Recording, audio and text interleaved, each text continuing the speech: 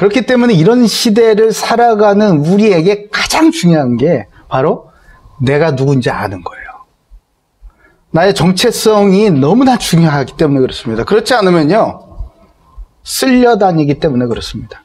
그때그때 시류에 맞춰서, 그때그때 상황에 맞춰서 내가 이리 갔다가 저리 갔다가 저리 끌려갔다가 절로 날아갔다가 이렇게 흔들거리기 때문에 그렇습니다. 내가 누구냐? 나를 누가 어떻게 창조했느냐? 또 세상이 나를 어떻게 정의하고 있느냐?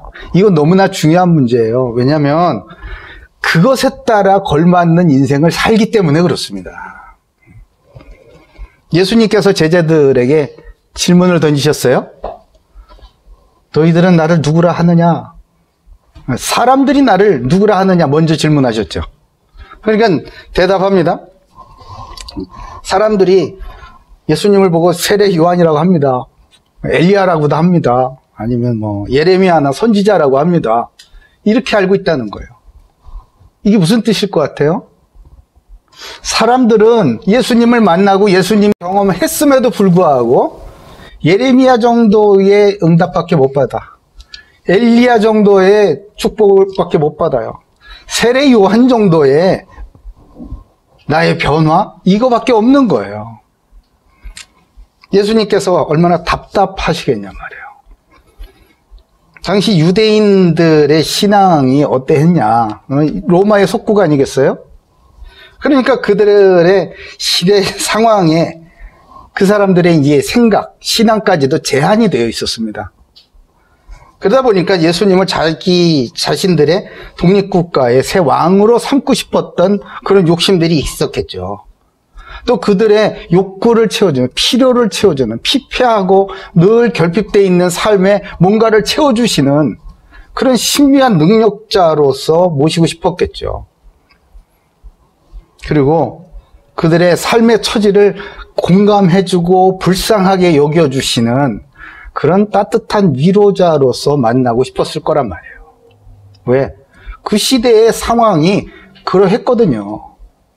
그런 시대 속에서 함몰되어 있기 때문에 그거 이상을 생각할 수가 없었어요. 예수님께서 이제 제자들에게 다시 한번 묻습니다. 그래, 사람들이 나를 그렇게 알고 있어? 너희는 날 누구라 하느니? 너희는 나를 누구라 하느냐? 이렇게 물으세요. 베드로가 대답 잘하죠. 주는 그리스도시요 살아계신 하나님의 아들이십니다. 정답이 정답. 딩동댕 정답. 그러니까 예수님의 정체성을 정확하게 대답을 했어요. 그러니까 예수님께서 정말 칭찬해 주시잖아요. 베드로 평생에 이런 칭찬을 못 들어봤을 거란 말이에요. 시대적인 상황과 관계없이 베드로가 참된 정체성, 베드로가 예수님에 대한 정체성을 탁 고백을 하니까 예수님 또한 베드로에 대해서 시대 상황과 관계없는 베드로의 정체성에 대해서 쫙 답을 주시죠. 그게 뭐냐? 마태복음 16장 18, 19절에 이렇게 대답해 주세요. 베드로의 대답을 듣고 나서 너는 베드로다. 바요나 시몬아, 내가 복이 있다. 내가 복이 있다. 바요나 시몬아 이렇게 불렀는데 이제는 넌 베드로야. 페트로스. 이거 반석이란 뜻이에요. 흔들림 없는 커다란 바위 같은 사람이다. 너는 이제 라고 불러주시는 거예요. 이게 바로 하나님께서 베드로를 바라보시는 베드로의 진짜 정체성인 거예요. 그리고 내가 이 반석 위에 내 교회를 세우리니 이렇게 말씀하시죠. 이게 뭡니까? 베드로를 향한 하나님의 계획이에요. 하나님께서 베드로를 통해서 이루고자 하시는 놀라운 계획, 구체적인 계획을 베드로한테 이제 확 다 보여주시는 거예요. 정체성이 바로 서야 그 다음 내 인생이 어떻게 펼쳐질지, 정체성이 바로 서야 하나님께서 나를 통해서 무엇을 이루실지가 이제 발견이 되는 거예요. 또 이렇게 말씀하시죠. 음부의 권세가 이기지 못하리라 이렇게 말씀하세요. 와, 대단하지. 늘 세상에 눌려있고 실패자고 나는 되는 일이 없고 이렇게 생각을 했었는데 이제 음부의 권세가 이기지 못하리라 이렇게 말씀하시면서 교회 반석으로서 하나님께서 베드로에게 주신 그 권세에 대해서 설명해 주시는 거예요. 너는 이런 권세를 가지고 있어서 결코 마귀의 공격에 흔들리거나 지는 사람이 아니야 이제 라고 말씀해 주시는 거죠. 그 권세의 내용이라는 게 바로 천국 열쇠라고 말씀해 주셨어요. 네가 땅에서 이렇게 매지 그러면 하늘에서도 매일 거야. 네가 땅에서도 풀지 그러면 하늘에서도 풀 거라고. 네가 예수의 이름으로 기도하면은 하나님께서 그 기도를 들으시고 하나님의 수준으로 너에게 응답해 주시는 거란 말이다 라고 대답해 주셨습니다. 베드로에게 예수님의 이 축복의 말씀, 언약의 말씀이 다 임했어요.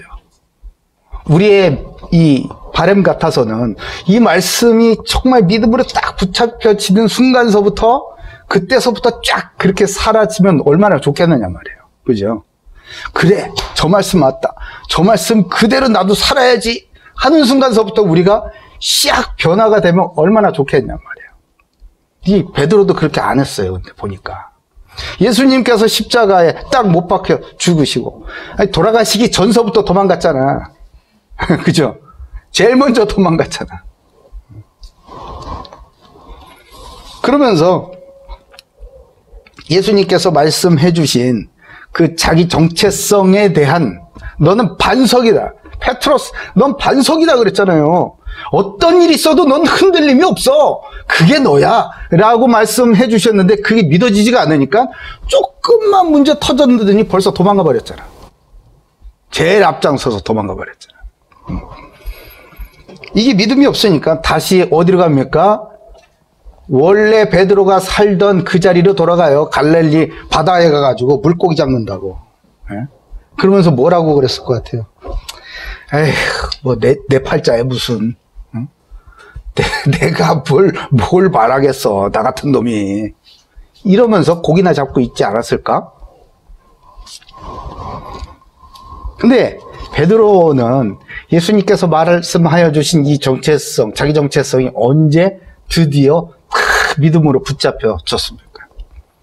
부활하신 예수님을 만나고 약속하신 성령을 오순절 마가다락방에 믿음으로 기도하다가 그 성령의 충만함을 받았을 때 그때서부터 진짜 믿음의 능력이 나타나면서 어떠한 상황에서도 흔들리지 않는 그야말로 반석과 같은 인생을 살기 시작했단 말이에요. 그 후로 갈릴리에서 그냥 아이고 신세한탄하면서 나는 흙수저야 이러면서 이생망이야 이생망 그러면서 고기나 잡고 이랬던 사람이 어떻게 됐어요? 성령의 충만함을 딱 받으니까 예루살렘 교회 담임 목사님이 됐죠. 나면서부터 걷지 못한 사람을 예수의 이름으로 일으켰죠.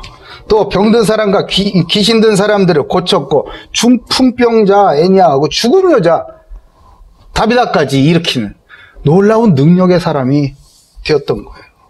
그러면서 자기만 구원받은 게 아니라 수많은 사람을 전도하는 그야말로 사람 낚는 어부가 되었습니다. 이제 제가 여러분한테 질문 드릴게요.